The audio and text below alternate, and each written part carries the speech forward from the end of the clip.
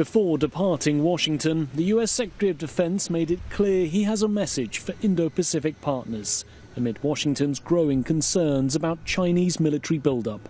Under this administration, we will achieve peace and deterrence through strength. And that's by working by, with, and through allies and partners, specifically in the Indo-Pacific. So that's why it's been a focus of ours from the beginning.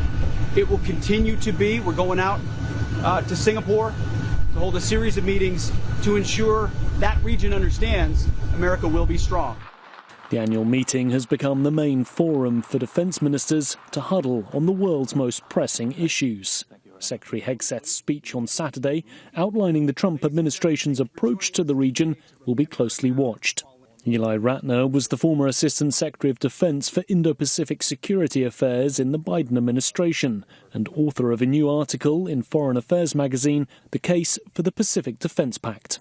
The entire region, including U.S. allies and partners, will be looking for a message of continuity from the United States, that Washington remains committed to the Indo-Pacific, remains committed to its alliances and partnerships.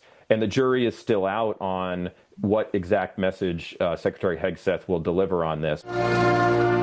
Hegseth travelled to the Philippines and Japan earlier this year and reiterated a message of US commitment to the region.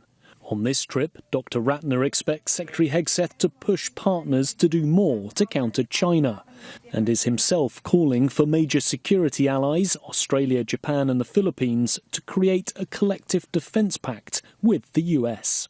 The task ahead is for countries that believe in preserving peace and stability, for retaining the status quo, to come together.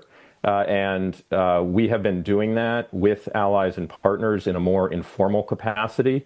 And what I argue is now the time is come to formalize that in a way that will be much more effective at keeping the peace. But President Donald Trump has inserted a new level of uncertainty into global affairs, unleashing an international trade war and offering sometimes conflicting assertions on conflicts like the war in Ukraine.